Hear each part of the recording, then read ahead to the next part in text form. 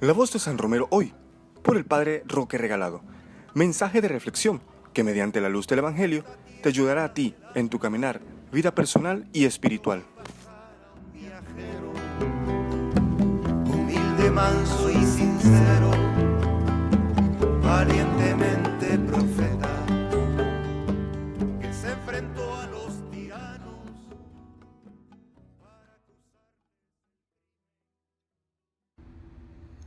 Bienvenidos hermanos, hermanas, a su programa La Voz de San Romero. Hoy desearles felices Pascuas de Resurrección en esta semana de la octava de Pascua de Resurrección. Queremos en este sentido meditar y reflexionar esta homilía del 2 de abril de 1978, predicada por San Romero en el segundo domingo de Pascua, titulada El resucitado vive en su iglesia. Escuchemos pues la voz de San Romero. Pero el segundo pensamiento es este: vive en la comunidad. Hoy nos ha contado el libro de los Hechos, y reduciendo a 3 categorías, la comunidad nos presenta la comunidad de vida, la comunidad de fe, la comunidad escatológica. Comunidad de vida, era una vida en común, hasta el punto de que vendían sus cosas y las traían a los apóstoles para que las administraran, y nadie sufría, todos eran iguales. Esto es la vida común, compartir. Estamos muy lejos de ese ideal, pero por lo menos, hermanos, en nuestra Constitución hay un principio que podía ser la brecha para esta comunidad, cuando dice que la propiedad privada debe tener una función social que no solo consiste en producir más, sino en que el producto mayor redunde en el bien común de todos, con justicia naturalmente, que todos trabajen y que todos participen. Vida común no es, pues, simplemente decir yo los amo, sino con hechos. Obras son amores y no buenas razones. Hoy es una ocasión magnífica de sentir al que sufre, al que no tiene casa, al que no tiene que comer, ayudarle. Esa comunidad de vida era tan simpática que su fama iba creciendo, nos ha dicho el libro de hoy, y por eso se iban agrupando. ¿Quiénes? Fíjense en la frase con que termina la lectura de hoy. Se agrupaban cada día más los que iban a salvarse. Comunidad de salvación. Solo perteneciendo a esta iglesia que ya se conoce como instrumento de la vida de Cristo, puede ser salvo un hombre. Pero no basta pertenecer a la comunidad de iglesia, si lo principal es el Espíritu de Cristo que debe de inundar al que pertenece a esta iglesia. Por eso habrá muchos que se titulan católicos, pero que no son cristianos, porque no llevan el Espíritu de Cristo, y no se salvarán, porque solo salvará el Espíritu del Redentor que está en esta iglesia. Decir que una iglesia, que su obispo y sus sacerdotes predican violencia, odio, es desconocer estos orígenes de la iglesia, que está puesta en el mundo para predicar el amor, la comunión. Comunidad de fe sobre todo, hermanos. Mucho cuidado con esta palabra, porque la comunidad se debe distinguir de cualquier otra organización o agrupación humana. El católico, como miembro de una iglesia, en su comunidad iglesia, tiene que vivir los compromisos de su fe. Si fuera de la iglesia quiere llevar su luz cristiana, su colaboración a la liberación del mundo, y se inserta en una agrupación, él es responsable personalmente, y no diga que sus compañeros católicos tienen obligación de hacerse como él también miembros de esa organización. De ninguna manera, eso es libre. Cada uno tiene que llevar fuera de la iglesia la opción concreta que él quiera en conciencia seguir. Pero como iglesia, la iglesia solo se compromete a ser una comunidad de fe. ¿Qué quiere decir? lo que nos ha dicho hoy la página del libro de los Hechos. Vivían asiduos a la enseñanza de los apóstoles. Era una comunidad en que se hacía mucha oración y en que se vivía la vida de los sacramentos, la fracción del pan. Esto es la iglesia, la que está llenando hoy la catedral con un sentido de fe para escuchar a un sucesor de los apóstoles, que aunque indigno, eso soy yo aquí en la arquidiócesis, el sucesor de los apóstoles, en torno del cual una comunidad se agrupa para escuchar la palabra de fe. Por eso, hermanos, estaría loco o estuviera traicionando mi misión si yo les estuviera diciendo que esta fe hay que comprometerla con tal o cual agrupación. Estaría loco si yo estuviera sembrando desde aquí la revancha, la venganza, el odio. Nunca lo he hecho. En público he hablado, decía Cristo, y cualquiera puede decir que jamás ha escuchado de mis palabras un llamamiento a la venganza, al odio, a la lucha de clases. Jamás. Otra gran fuerza de esta institución de Cristo, comunidad de fe, la oración. Eran asiduos en la oración. ¿Cómo me llena, hermanos, esta palabra, la oración? Y cuando lean el libro de los Hechos verán cuántas veces la comunidad se reunía en oración para escoger el sustituto de Judas. Por ejemplo, a Matías oraron. Cuando Pedro estaba en la cárcel, la comunidad oraba. Cuando iban a salir los apóstoles a sus misiones, oraban. Cuando las persecuciones de los Herodes contra los primitivos cristianos hacía temblar a la comunidad, oraban. Y en la oración encontraban la fuerza, porque solo Dios nos puede dar esta fuerza que el Espíritu de Cristo insufló sobre la comunidad cristiana. Yo quiero agradecer ahora en público también esa fuerza de oración que me llega de tantas partes. No hay cosa más hermosa para mí que oír decir: estamos rezando por usted. No está solo, lo estamos acompañando con nuestra oración. Bendito sea Dios, mil gracias. Y ahora les digo, hermanos, oremos por los que flaquean, oremos por los que traicionan, oremos por los que se avergüenzan de nuestra fe, oremos por nuestros pobrecitos hermanos que dudan hasta de la sinceridad del obispo.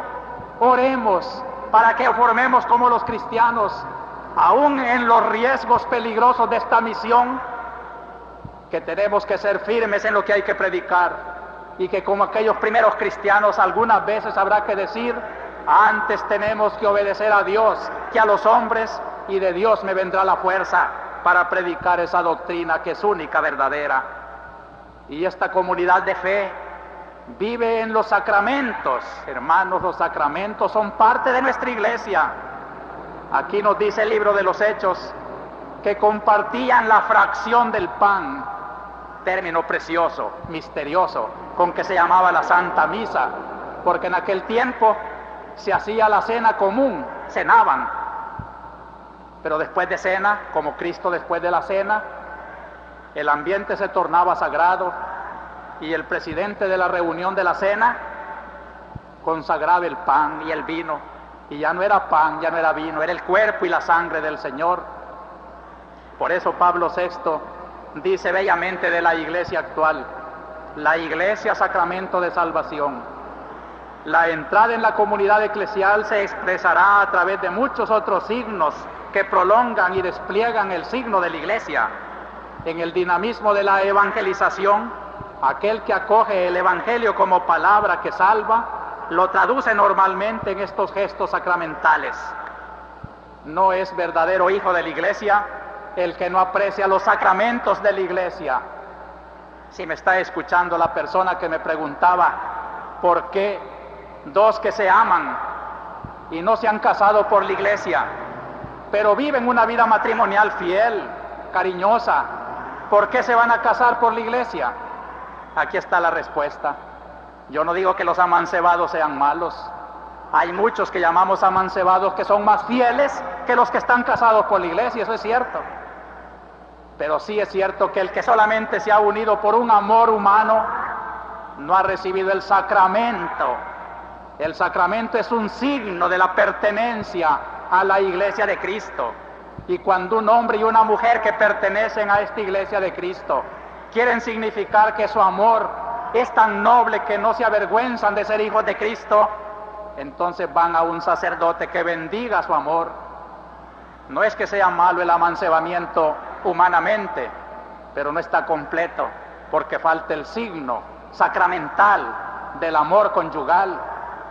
Por eso también venir a misa y no comulgar no es el signo completo.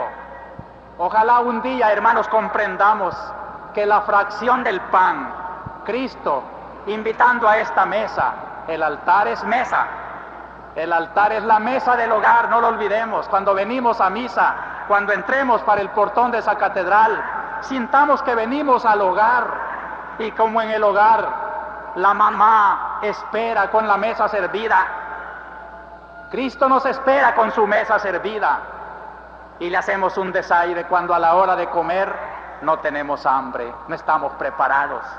El signo de la identificación con Cristo es la comunión.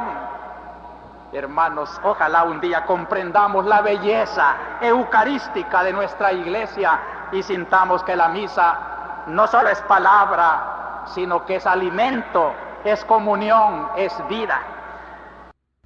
Bien, hermanos, hemos escuchado esta homilía donde San Romero, es la fracción de una homilía. Esta homilía yo se la recomiendo que la lean completa, porque es una homilía que está llena de muchos signos, muchas características para nuestra iglesia, que es importante que mantengamos unidos en la fe estas características que San Romero ha querido resaltar en esta Pascua, y en especial pues en este tiempo en que la iglesia va a meditar sobre sí misma durante 50 días que dura la Pascua. Estamos llamados a meditar en estas características. De esas características yo solo voy a resaltar 3: comunidad de vida, comunidad de fe y comunidad de oración. Así pues podemos iniciar con comunidad de vida. Como ya lo decía San Óscar Romero, la comunidad de vida es aquella comunidad que comparte su vida, y comparte su vida en el amor, que es lo que Cristo le ha enseñado. No hay mayor amor que dar la vida por sus amigos, que dar la vida por los que se aman. La comunidad de vida es la característica de toda comunidad que busca encontrarse con Cristo, que ha asumido la resurrección del Señor, y por tanto, de cara a esa resurrección, va a buscar vivir en coherencia a la presencia de Cristo en medio de ellos. Una comunidad que cree en Cristo resucitado, pero que no es capaz de compartir su vida, que no es capaz de compartir en el amor no solo los bienes espirituales, sino también los bienes materiales, pues es una comunidad que no es coherente a su creencia en la presencia de Cristo en medio de ellos. Muchas veces nosotros, como cristianos católicos, obviamos esta parte de compartir la vida.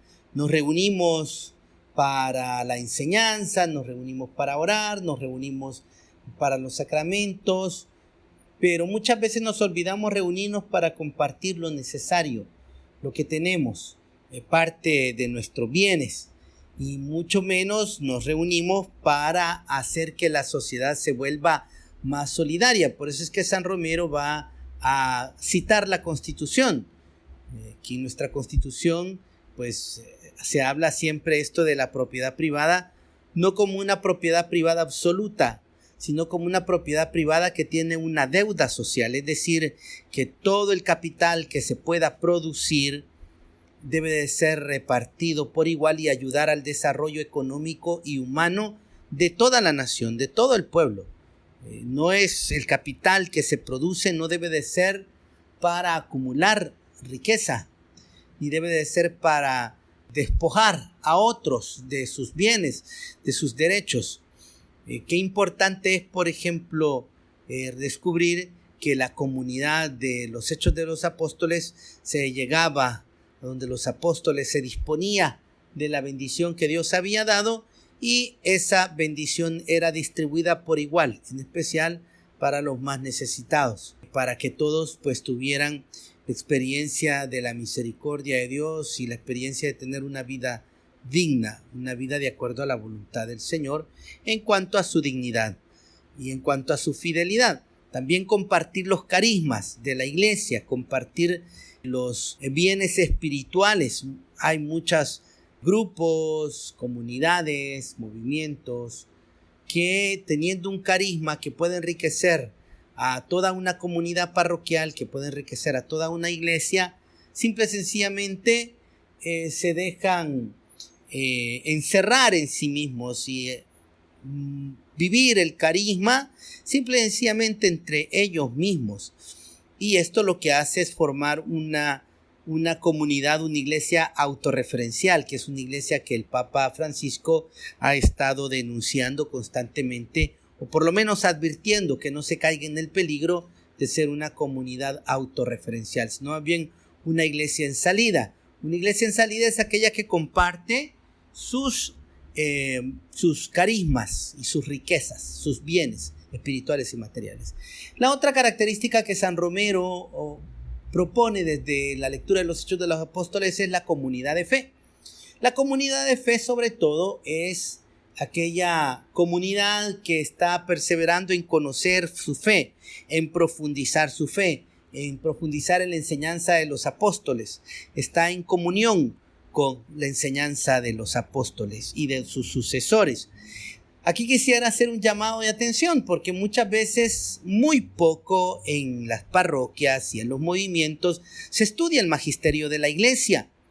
Casi siempre nos encerramos en solo meditar la escritura, y está bien que se medite la escritura, esa es la primera fuente de revelación, pero esa fuente de revelación necesita de la interpretación autorizada, en este caso del magisterio de la iglesia, que nos orienta a comprender con mayor fidelidad lo que los apóstoles aprendieron sobre el reino, lo que Jesús les enseñó acerca del reino y de Dios. En este sentido, invito a que las comunidades, a que los movimientos, las parroquias en esta Pascua puedan hacer un curso de estudio del magisterio de la iglesia. Podría estudiarse el documento de Aparecida, por ejemplo, que es el documento del magisterio latinoamericano, que por el momento siguen siendo líneas pastorales válidas para nuestra iglesia. Estudiar las encíclicas del Papa Francisco, como la Laudato Si, por ejemplo, o la Evangelii Gaudium, también es un buen tiempo para estudiar estas cartas, o también la encíclica que habla, la carta de exhortación apostólica que habla sobre la santidad. Alégrense y gócense. Son escritos del magisterio que nos pueden ayudar a profundizar en la Pascua nuestra fe y hacernos una comunidad de fe, que estamos viviendo en comunión con el Santo Padre, con los obispos y con toda la iglesia a nivel universal.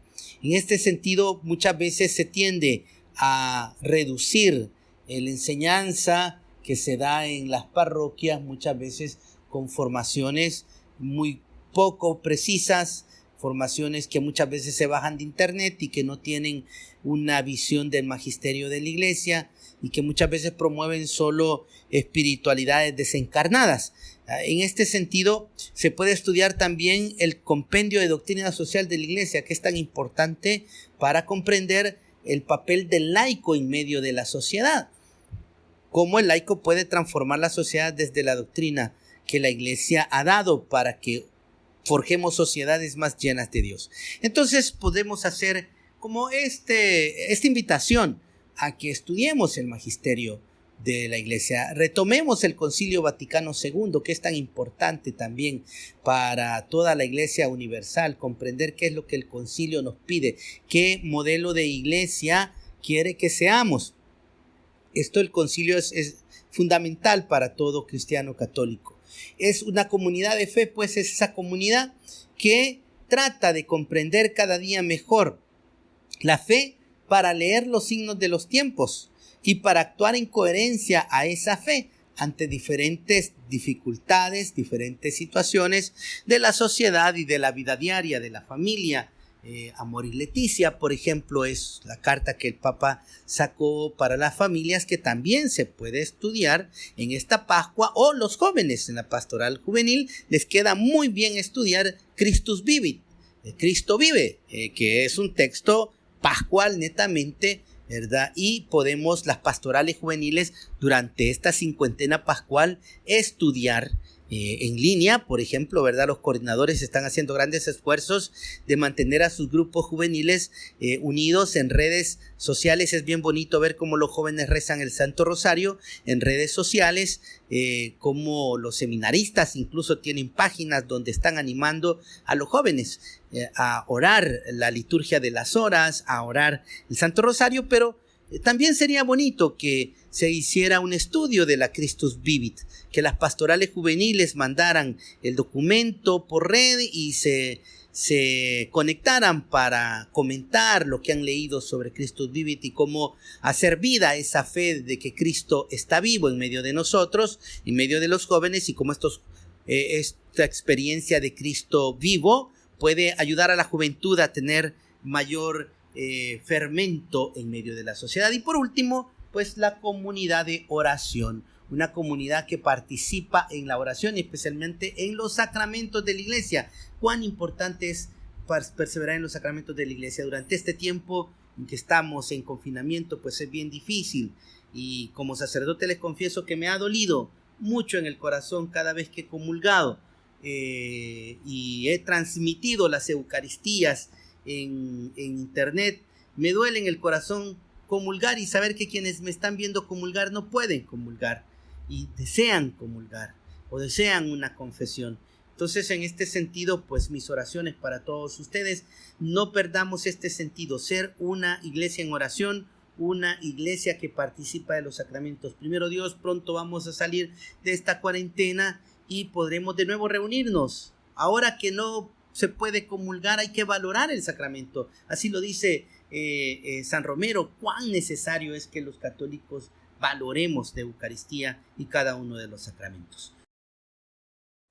Bien, hermanos, quisiera en esta parte del programa comentar una carta que el Papa Francisco dirigiera a los movimientos y asociaciones populares que él envió y leyó el 12 de abril de este año, que es el domingo de Pascua, y quisiera compartir con ustedes el texto porque es importante descubrir algunas ideas que el Papa hace acá con respecto a los movimientos populares y organizaciones. Dice: queridos amigos, con frecuencia recuerdo nuestro encuentro, 2 en el Vaticano y 1 en Santa Cruz de la Sierra, y les confieso que esta memoria me hace bien. Me acerca a ustedes, me hace repensar en tantos diálogos durante esos encuentros y en tantas ilusiones que nacieron y crecieron allí. Muchas de ellas se hicieron realidad. Ahora, en medio de esta pandemia, los vuelvo a recordar de modo especial y quiero estarles cercano. Sé que muchas veces no se les reconoce como es debido porque para este sistema son verdaderamente invisibles. A las periferias no llegan las soluciones del mercado y escasean las presencias protectoras del Estado. Tampoco ustedes tienen los recursos para realizar su función.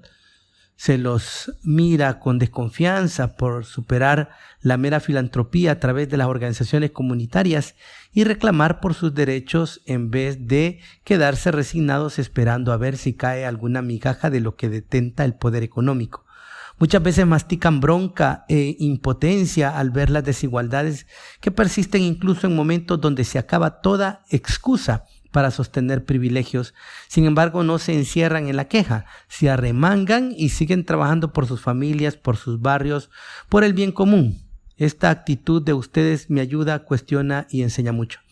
Pienso en las personas, sobre todo mujeres, que multiplican el pan en los comedores comunitarios cocinando con 2 cebollas y un paquete de arroz, un delicioso guiso para cientos de niños. Y pienso en los enfermos, pienso en los ancianos. Nunca aparecen en los grandes medios, tampoco los campesinos y los agricultores familiares que siguen labrando para producir alimentos sanos sin destruir la naturaleza, sin acapararlos ni especular con las necesidades del pueblo. Quiero que sepan que nuestro Padre Celestial los mira, los valora, los reconoce y fortalece en su opción. Qué difícil es quedarse en casa para aquel que vive en una pequeña vivienda precaria o que directamente carece de un techo. Qué difícil es para los migrantes, las personas privadas de libertad o para aquellos que realizan un proceso de sanación por adicción. Ustedes están allí poniendo el cuerpo junto a ellos para hacer las cosas menos difíciles, menos dolorosas. Los felicito y agradezco de corazón. Espero que los gobiernos comprendan que los paradigmas tecnocráticos, sean estadocéntricos o sean mercadocéntricos, no son suficientes para abordar esta crisis ni los otros grandes problemas de la humanidad. Ahora más que nunca son las personas, las comunidades, los pueblos quienes deben estar al centro, unidos para curar, cuidar, compartir. Sé que ustedes han sido excluidos de los beneficios de la globalización, no gozan de esos placeres superficiales que anestesian tanta conciencia. A pesar de ello, siempre tienen que sufrir sus perjuicios. Los males que aquejan a todos, a ustedes los golpea doblemente. Muchos de ustedes viven el día a día sin ningún tipo de garantía legal que les proteja. Los vendedores ambulantes, los recicladores, los feriantes, los pequeños agricultores, los constructores, los costureros, los que realizan distintas tareas de cuidado, ustedes trabajadores informales, independientes o de la economía popular, no tienen un salario estable para resistir este momento y las cuarentenas se las hacen insoportables. Tal vez sea tiempo de pensar en un salario universal que reconozca y dignifique las nobles e insustituibles tareas que realizan, capaz de garantizar y hacer realidad esas consignas tan humanas y tan cristianas. Ningún trabajador sin derechos. También quisiera invitarlos a pensar en el después, porque esta tormenta va a terminar y sus graves consecuencias ya se sienten. Ustedes no son unos improvisadores. Tienen la cultura, la metodología, pero principalmente la sabiduría que se amasa con la levadura del sentir el dolor del otro como propio. Quiero que pensemos en el proyecto de desarrollo humano integral que anhelamos, centrado en el protagonismo de los pueblos en todas sus diversidades y el acceso universal a estas 3T que ustedes defienden: tierra, techo y trabajo. Espero que este momento de peligro nos saque del piloto automático, sacuda nuestras conciencias dormidas y permita una conversión humanista y ecológica que termine con la idolatría del dinero y ponga la dignidad y la vida en el centro. Nuestra civilización tan competitiva e individualista, con sus ritmos frenéticos de producción y consumo, sus lujos excesivos y ganancias desmedidas para pocos, necesita bajar un cambio, repensarse, regenerarse. Ustedes son constructores indispensables de esos cambios impostergables. Es más, ustedes poseen una voz autorizada para testimoniar que esto es posible. Ustedes saben de crisis y privaciones que con pudor, dignidad, compromiso, esfuerzo y solidaridad logran transformar en promesa de vida para sus familias y comunidades. Sigan con su lucha, cuídense como hermanos, rezo por ustedes, rezo con ustedes y quiero pedirles a nuestro Padre Dios que los bendiga, los colme de su amor y los defienda en el camino, dándoles esas fuerzas que nos mantienen en pie y no defraudan la esperanza. Por favor, recen por mí, que también lo necesito. Fraternalmente, Ciudad del Vaticano, 12 de abril del 2020, domingo de Pascua, Papa Francisco. Qué profunda y qué sentida esta carta del Santo Padre. Principalmente pensando en aquellos que están luchando por la justicia, por la paz, por la solidaridad, sabiendo que estas luchas no traen riquezas materiales, sino que traen riquezas espirituales, pero que también golpean duro. El sistema económico en el que vivimos golpea duro a quien realmente quiere vivir, libre de ese sistema, quien quiere liberar a otros. La Pascua debe llevarnos en este camino que el Papa está diciendo hoy, de organizarnos para cuidarnos, de ver el después de esta tormenta. Tenemos que repensar nuestra sociedad, tenemos que repensar lo que hemos hecho mal y hacer un horizonte, un nuevo camino. No dejar que sean los sistemas tecnocráticos los que, esos paradigmas que sean los que dirijan y los que sigan decidiendo por la humanidad. tenemos que dar una voz para que cambie este rumbo. Somos más quienes estamos marginados, somos más quienes luchamos por la justicia, quienes luchamos por la igualdad y por defender el medio ambiente. Somos más los que estamos con los ojos abiertos ante el dolor de los otros y ante la destrucción de la madre tierra. Somos más y no tenemos miedo. Somos más y tenemos el coraje y el valor de Cristo resucitado, que ha vencido a la muerte y que nos invita a seguir luchando y que nos invita a seguir teniendo la bandera de la solidaridad, de la fraternidad, de la justicia, siempre ondeando ante la avaricia y ante los mercados que excluyen a las grandes mayorías. Esta carta pues está dedicada para todos los luchadores sociales, para todos los que están en movimientos y organizaciones sociales. Para ellos esta carta la leo, conozco muchos de ellos, he trabajado con muchos de ellos y hoy quiero que esta carta del Papa llegue a todos ellos, que sientan la compañía de la Iglesia junto a ustedes. Ahora hay muchas luchas que están en pausa porque el encierro nos ha detenido y hay tantas situaciones de injusticia y de abuso de poder que se están cometiendo y no podemos salir a defender a los pobres. Sin embargo, las redes tienen que ser la voz de nosotros.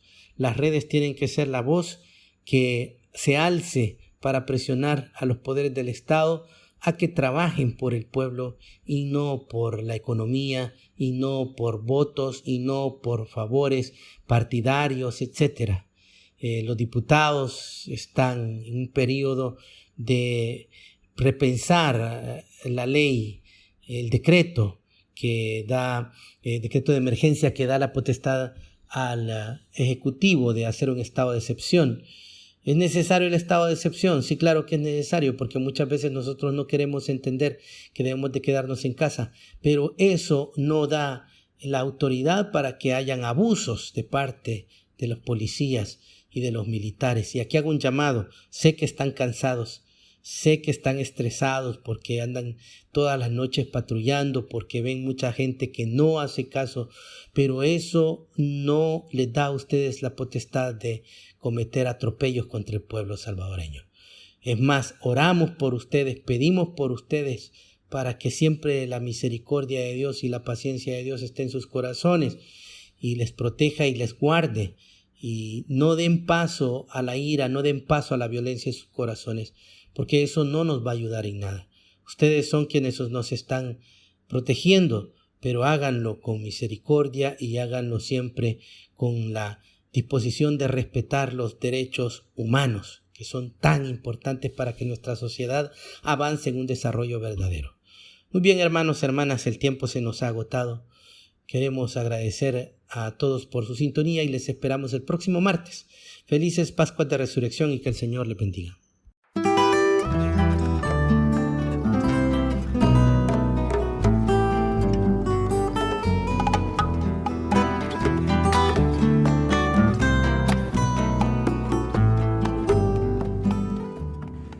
Gracias por haber escuchado este espacio de reflexión. No olvides dejar tu like y suscribirte al canal. Por esta tierra del hambre, yo vi pasar a un viajero, humilde, manso y sincero, valientemente profeta, que se enfrentó a los tiranos para acusarles el crimen